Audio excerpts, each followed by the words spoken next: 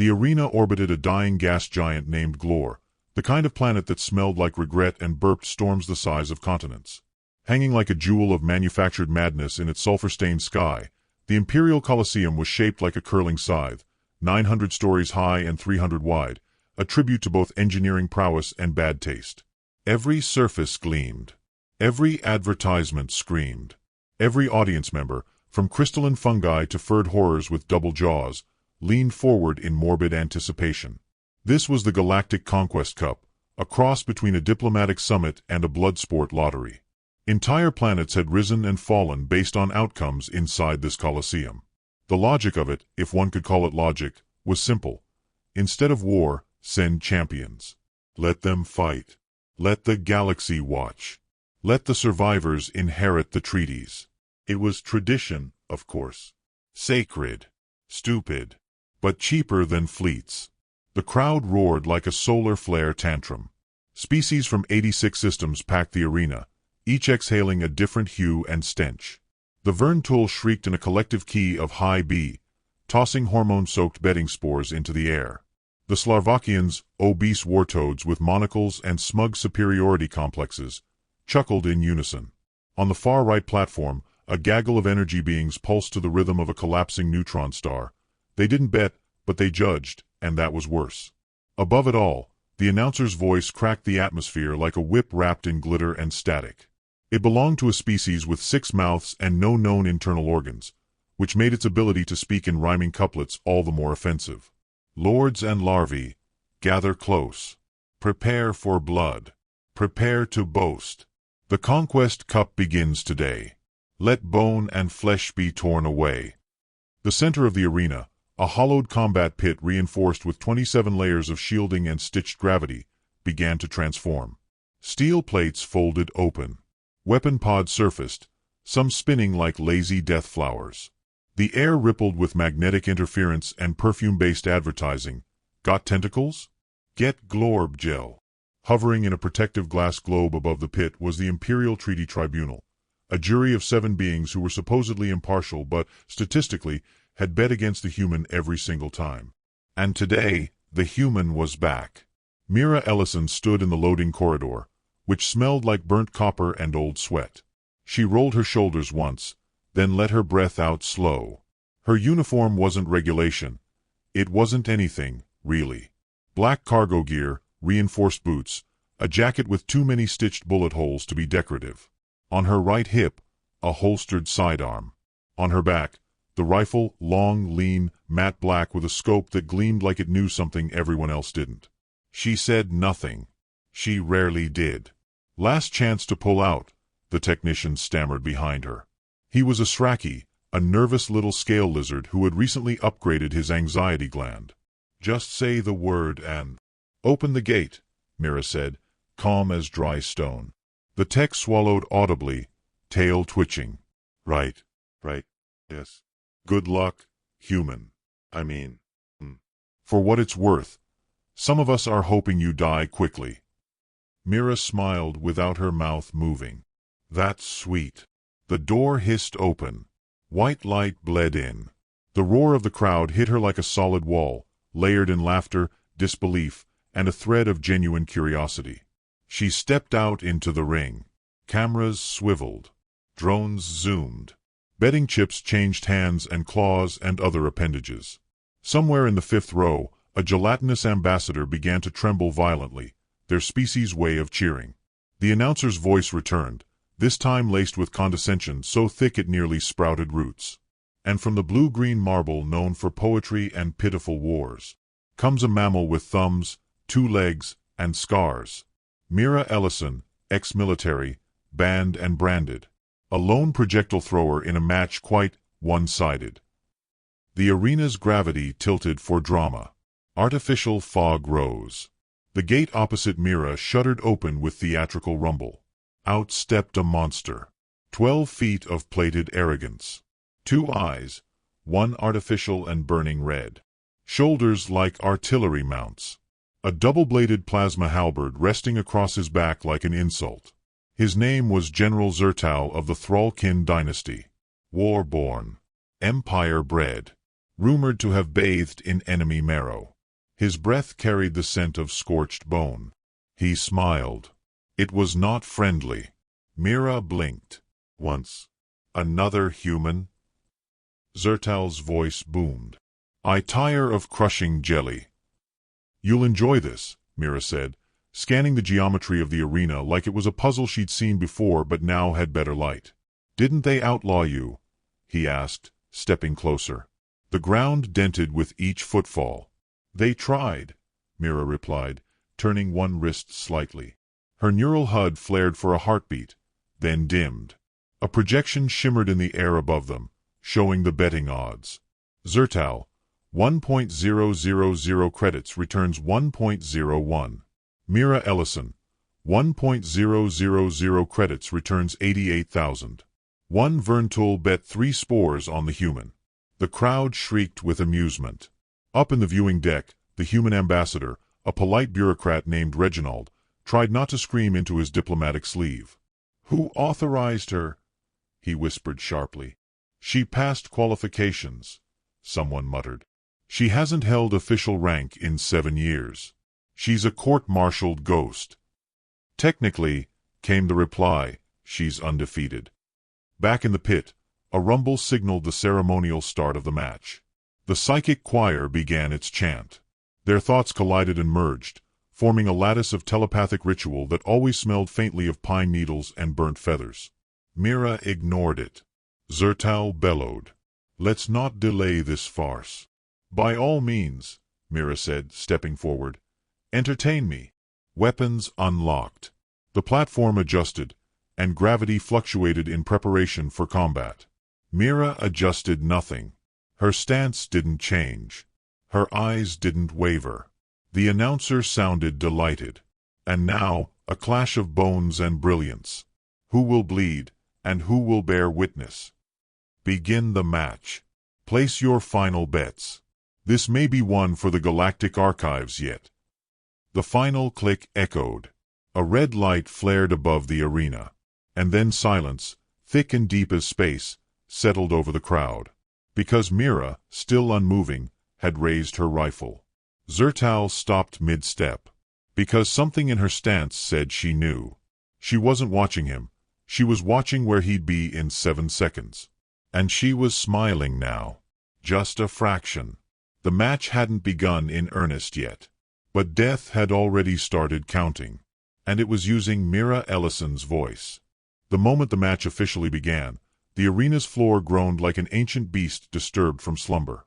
Plates shifted, lowering slightly to create motion pits, zones of unstable gravity that sucked in light and logic. Plasma sparks flared across the surface like mischievous spirits. One jet of fire shot 15 feet into the air purely for dramatic effect and possibly to barbecue the occasional inattentive contestant. Zertal advanced with a swagger of someone who'd never encountered consequence. His halberd hissed as its twin plasma blades activated, humming with murderous elegance. The weapon pulsed in rhythm with his stride. Each footfall was calculated intimidation. One step, one seismic tremor. His armor gleamed obsidian, laced with a lattice of ancestral bone powder. The bones weren't decorative, they were active. They whispered things. The kind of things that made most opponents weep or panic. Mira didn't blink. She adjusted the angle of her left boot. In the audience, a cluster of Jalari diplomats let out synchronized gasps. This was meant to be a mauling. The Empire had wagered not just its warrior but its narrative. Humans were supposed to be chaotic flukes, not threats. If Mira lasted more than 60 seconds, it would raise questions. If she won. Unthinkable, said a Slithark noble, clicking 3 tongues at once. She's a mammal. They don't even reproduce properly. Inside Myra's skull, calculations whispered like ghosts. 100 minor trajectories flowed past her retinas, real-time data fed from a discrete neural implant buried beneath scar tissue. Her vision adjusted the arena's slope, its atmospheric drag, and the recent shift in heat signature caused by the audience's collective anticipation. The data folded into geometric poetry. Zertal lunged. Not casually. Not tauntingly. With purpose. Mira ducked left. Not away, but toward toward the edge of a low platform rigged with destabilized grav anchors. His halberd missed her spine by 2.4 centimeters. He grinned. "You're fast, for a species without an exoskeleton." She said nothing, sliding across the dust-slick panel and pivoting just enough to line up her sights. Not to fire. Just to test how long he took to notice. Too long. Interesting. The crowd shrieked again, partly in confusion, partly in glee. Somewhere in the diplomatic suite, someone spilled a cocktail and cried.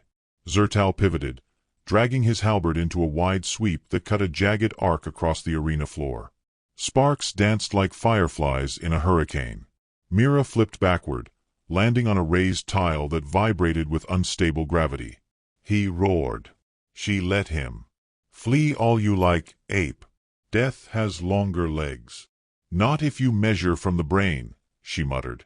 The crowd couldn't hear it. The cameras barely caught it. But a Slovakian noble watching on a private channel leaned forward and rubbed his 3 chins thoughtfully. Below the bluster, Mira observed details. Zertal had a dominant right leg thrust. His plasma field flared 0.12 seconds slower when switching from vertical to horizontal strikes. His breathing, though confident, exhaled deeper before he struck high. He relied on armor deflection rather than true evasion, which meant he'd never fought anyone who made him aim. Mira blinked once. The rifle's barrel glinted as she shifted her weight. "You humans," Zertal said, circling. "You love your toys. But nothing beats the glory of blood on bone." "That's why you lose wars," Mira said flatly. He charged.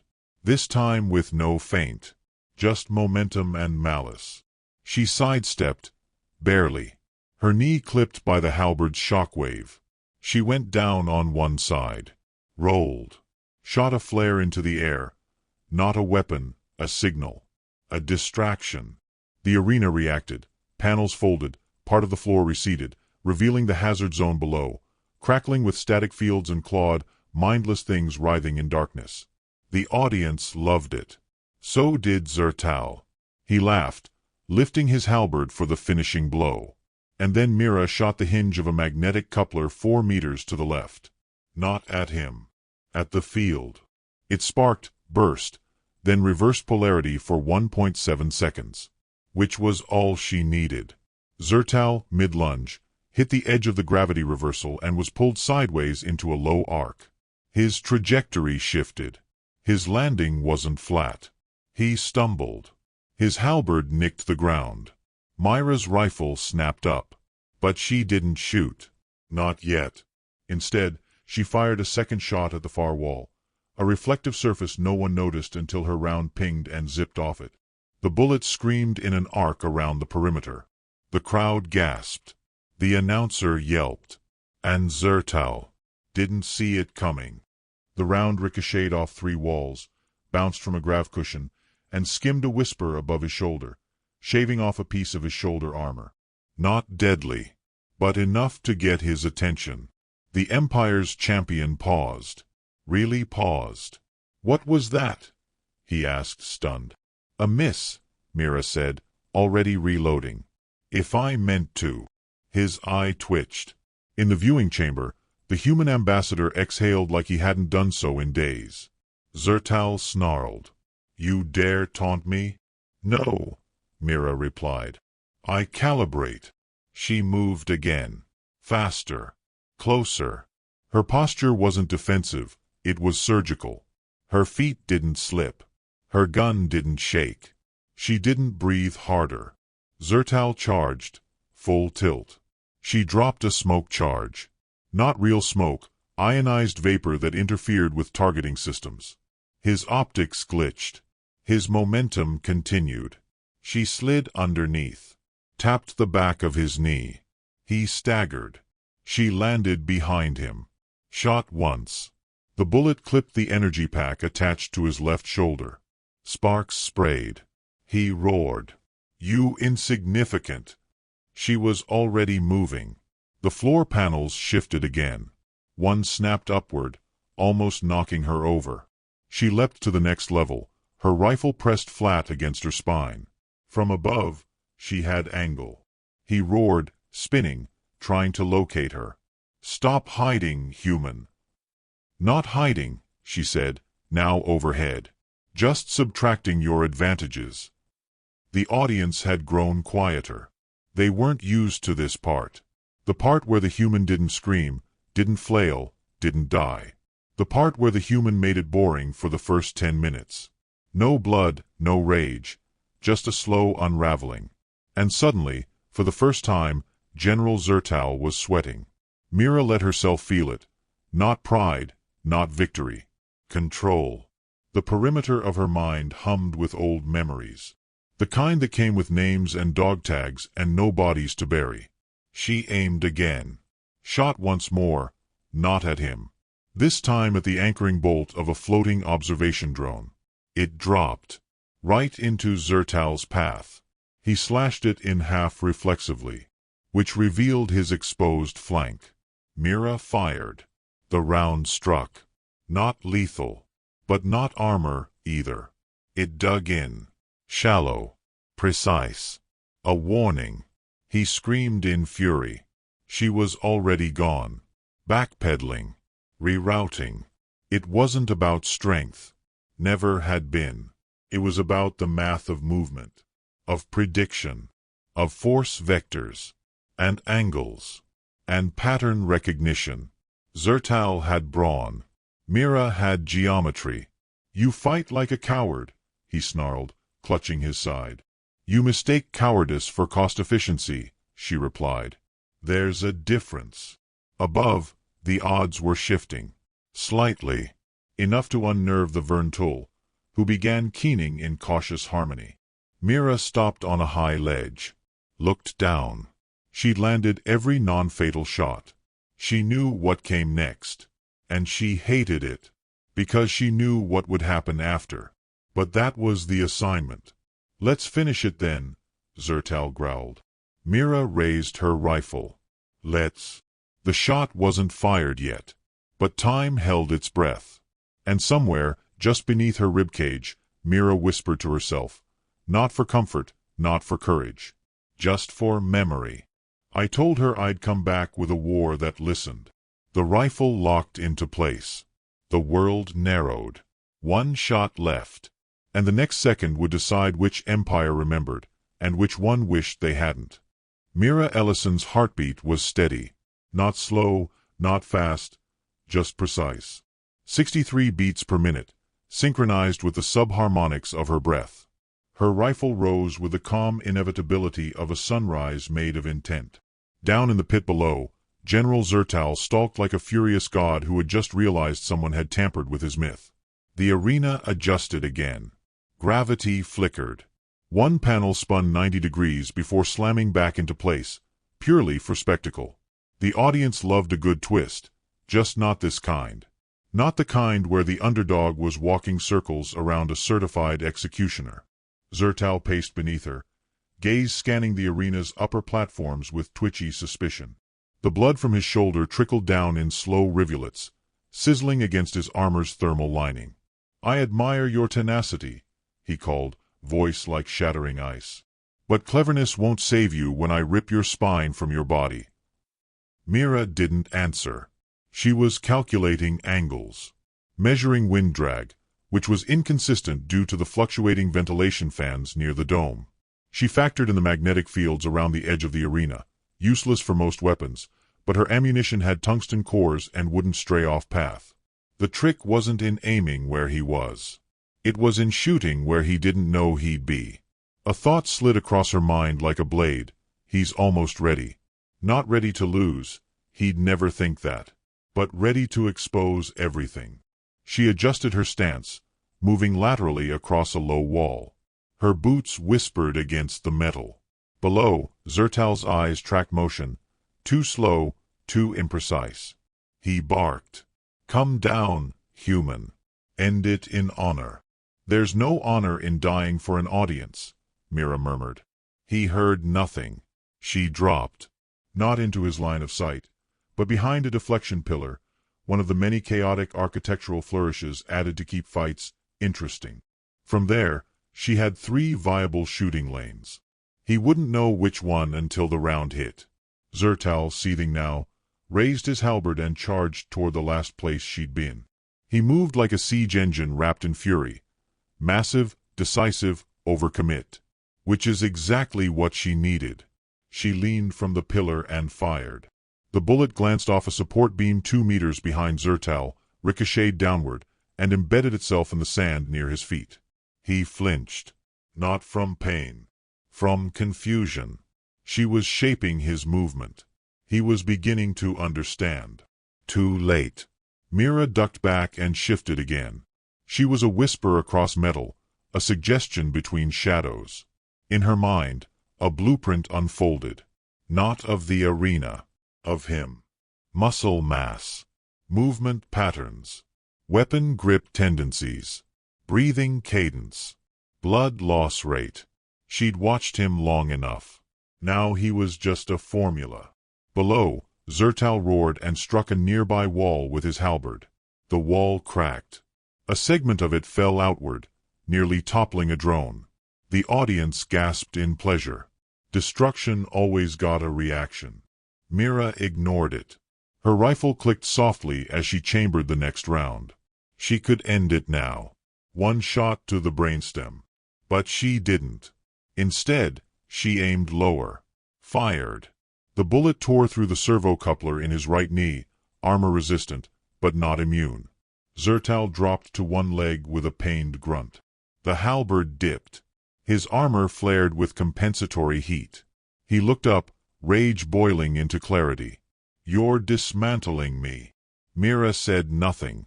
He rose, favoring the wounded leg. "You think that makes you powerful? Tactical dismantling." His voice wavered between mockery and awe. "That's not war. That's surgery." She moved again. New position. Higher angle. 1 degree closer to terminal velocity. "I don't fight wars anymore," she said. "I remove tumors." He froze. Just a beat. Just long enough for her to fire again. This time, a round that exploded midair, releasing a sonic burst. Not lethal, but blinding. He stumbled back, roaring, eyes flashing with rage and bewilderment. Somewhere in the arena's upper box, a Slovakian lord was choking on a celebratory drink he'd poured too soon. The announcer's 6 mouths attempted to formulate commentary but failed to align. One just moaned softly. Another whispered, "This isn't regulation." In the tribunal booth, chaos bloomed. "She's targeting non-lethal zones," one arbiter said, blinking through 12 lenses. "Why?" "She's not trying to kill him," another replied. "She's teaching." In the pit, Mira moved like vengeance given skin. Zertal, bloodied now and swaying, hurled his halberd in a desperate arc. The weapon sizzled through the air and slammed into the far wall, embedding itself. He hadn't missed. He'd abandoned it. He stood there, panting. His voice dropped. "I was forged for war." "I was forged by one," Mira said, finally stepping into full view. She no longer needed cover. He was done. He reached toward her, one final lunge, a desperate gesture from a dying myth. She didn't raise her rifle. She stepped aside. Let him fall. He collapsed at her feet. The arena didn't cheer. Not yet. Because something about it felt too quiet. Too methodical. Too human. Mira leaned down. Pressed a hand to his chest. His eyes fluttered open.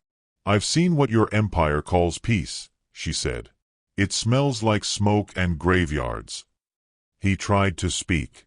She pressed a finger to her lips. "Your death isn't the message." She stood, turned, walked away. The crowd began to murmur. Then ripple. Then erupt. The projection above the arena updated with a massive data spike. Victory. Human combatant. Mira Ellison. Kill count. 0. System damage. 84%. Message delivered. 100%. The announcer finally found words. In a twist none predicted, no bloodbath, no fury, just cold calculation. Zertal of the Thrall kin has been outplayed. Bets exploded in confusion. The Verntool choir changed key mid-harmony and began composing something called Ode to the Quiet Kill. In the human diplomatic booth, Ambassador Reginald fainted with quiet dignity. Down in the pit, Mira reached the lift platform. She looked up. One last glance at the arena, the lights, the madness. A breath escaped her lips. It might have been relief. It might have been regret. Then she pressed the control, and the lift rose in silence. Behind her, a legend lay broken. Not because of brute force, but because he brought a sword to a math fight. The elevator rose with the quiet indifference of machinery doing its job, but the silence felt cavernous, as if the entire arena held its breath just to let her exit. Mira Ellison stood still, rifle across her back, boots crusted with powder from scorched floor tiles, blood not her own flecked across her collar. Her face didn't betray satisfaction. No smile. No fire. Just stillness, the kind that unnerved warriors more than any war cry. Above her, light fractured through the shield dome, refracting into the remains of a victorious spectacle. Confetti hadn't been deployed. No one could quite decide if the fight was over or just beginning in some new, bureaucratic dimension. At the top of the lift, a swarm of dignitaries stood frozen behind a translucent blast shield, like animals at a zoo who suddenly realized the exhibit had climbed over the railing. The Slovakian noble who had confidently bet a small moon on Zertal choked on his drink again. His monocle cracked. A whisper rippled through the upper decks. She didn't kill him. She didn't have to. That's worse. Mira stepped off the platform and walked straight past the welcoming party. No salute. No acknowledgement. Just a steady pace toward the corridor marked personnel. Contingency units only. It had dust on the sign. A rodent-faced diplomat scurried into her path. Ms. Ellison, on behalf of the Galactic Council, may I offer preliminary congratulations and an invitation to debrief? No, she said. But there are questions. Formalities. A committee has been assembled. Disband them. I beg your pardon. They won't understand the answers. She paused, turned slightly. And I don't repeat myself for tourists. He blinked, backed away, and adjusted his collar like it might save him. From the shadows of a secondary corridor, a smaller figure waited. Human. Younger. Wore the crimson sash of the Interworld Embassy Corps. She held a data slab, trembling slightly. Ms. Ellison, she said, voice barely audible. They're trying to reclassify your win. Say it was outside accepted kinetic engagement protocols. Of course they are. They said you didn't engage him in spirit of combat. Mira looked at her. I'm not a priest. I'm a rifle. The girl swallowed, then held up the data slab anyway. But for the record, they voted. Earth's claim is upheld. The trade corridor through the Senzen Rift is now under human protection. There it was. A fight not fought for glory or vengeance or flags, but for a stretch of void space rich in dark matter and richer in political weight. The Empire's last gambit had failed, and they'd failed against a single woman with a grudge sharp enough to bend light. Tell them, Mira said, walking past, next time they want to test us, pick someone who knows how to lose. The corridor led deeper, past rusted access ports and decommissioned loading bays. Her feet traced a path etched in repetition. This wasn't her first victory. Just the first one they couldn't ignore. She reached a small maintenance room. The lock recognized her genetic signature and sighed open like a secret exhaling. Inside, quiet. A single crate sat beneath a flickering light. Marked, Personal Effects, E. Unit 9/classified. She knelt beside it, opened the latch. Inside lay a photograph. 2 faces. Her own, younger, with a half-smile. And a smaller face, grinning, missing a tooth, freckles like constellations. The kind of face governments ignored when drafting treaties. Mira ran her thumb over the edge of the image. The paper had a slight burn in the corner. That had been the day before the Empire's peacekeeping deployment, in Sol 7. The day her niece stopped existing. She hadn't raised a memorial. She'd raised a rifle. From behind her, A voice. Permission to intrude? Mira didn't turn. Depends on how fast you run. The man stepped in anyway. Tall. Pale coat. Gilded epaulets. Eyes like mirrors, reflecting only what they wanted. Colonel Varys, he said smoothly. Observer for the Imperial Arbitration Committee. Observer, she echoed. Good job observing a defeat. He smiled. On the contrary, I observed a message, and I believe the Empire has heard it. Loudly. Good. Tell them it was just a preface. Varys clasped his hands behind his back. You understand this changes things. The Empire won't retaliate, not directly, but there will be inquiries, reassessments, whispers. Let them whisper. That's the sound of fear learning to walk. Indeed. He tilted his head. They fear you now. Mira stood, slowly. Not me. What I represent. He raised a brow. And what is that, exactly? She shouldered her rifle. Clarity. The word dropped like a pulse bomb. Colonel Varys studied her. You know, this was never meant to happen. Humanity was supposed to be amusing, disposable, charming pets with occasional bloodlust. And now, they'll need to rewrite the odds. Mira stepped past him, out the door, into the corridor where her shadow stretched ahead of her like a story still unfinished. Varys called after her. You realize you've started something. An escalation. She didn't pause. No. I ended the assumption we wouldn't. At the far end of the hallway, she reached a terminal. Slid a chipped card through the port. It blinked red, then green. A hatch opened to reveal a single-person drop pod, retrofitted for stealth entry. Destination. Unknown. Her mission file hadn't said, Final. Just, First. Inside the pod, no controls. No seatbelt. Just silence and purpose. She sat, folded her hands in her lap. The hatch sealed. In the arena far behind her, officials argued. Interpreters dissected every move. Armies were reassigned. Borders recalculated. Some wanted to crown her. Others wanted to clone her. Most just wanted to never see her again. She didn't care. As the pod disengaged, spiraling into the black, Mira leaned her head back and whispered to no one in particular. Humans don't bluff. And the stars answered with silence. She closed her eyes. We bury.